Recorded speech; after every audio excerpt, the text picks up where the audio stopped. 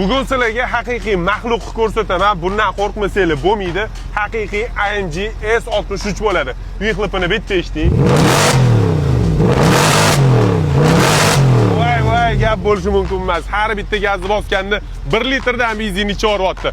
Narxini 31 ming deb kelgan joylarda shunaqa narxga ko'ndirib qo'ydim. Oxirida ko'rib hayron qolasiz.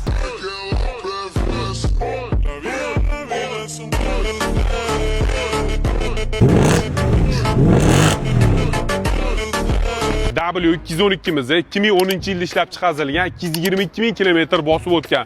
Kraskasiga keladigan bo'lsak, oldin mordasi polni res qilingan uchun detallari alishgan, qolgan joylari toza deyaptilar. Bemalol tekshirib olishingiz mumkin. O'rtoqlar, mashinamizda toza AMG 603 S bo'ladi, ya'ni vashi quturgan motor. Shahar ichida sekinroq haydasanglar 15 litr, agar bossanglar 20 litrdan ham oshib ketadi. Bagajlari elektroprivodda yopiladi. Ma'nolarni ko'ryapsizlarmi? Polni night paket qilingan. Mashinani videoga o'zingizlar bitta baho berib qo'yasizlar. ABS'lari, AMG original diskalar, krugovoy tonirovkalar bilan prosta yonib turibdi. Qarang. Voy. Voy, bo'ldi. Ovoz eshityapsizlarmi? Haqiqiy murskoy ovozda. Mana ko'rib turganinglar S, bu ham S. Nima farqi bor? Bilsanglar kommentariyada yozib qoldiringlar. Bu S ma'nosi men bilishim bo'yicha sport, ya'ni agressiyani bildiradi. O'rtoqlar, shunaqa tez yuradigan, sekin yuradigan mashinalarga обязательно inspektor split air radar detektorini qo'yib olishinglarni maslahat beraman. Hamma narsani yengisi yaxshi, to'g'rimi o'rtoqlar? iPhone'ni ham yengisi chiqdi desa yugurib borib olamiz. Faqatgina do'stlarning eskisi yaxshi. Men sizlarga split airni tavsiya qilaman, chunki eng oxirgi chiqqan rusumi 2 yillik modeli bo'ladi. Pрошивка обновление qilaman deb bozorga o'tkib yugurib yurmaysizlar. Shundoq Wi-Fi bor zonaga borasizlar, ishinglar xat. Salonlarni ko'rishingiz mumkin o'rtoqlar. Tarpetkalari, обшивка sizdena barlari hamma yog'i matri, svejiy bo'lib turibdi.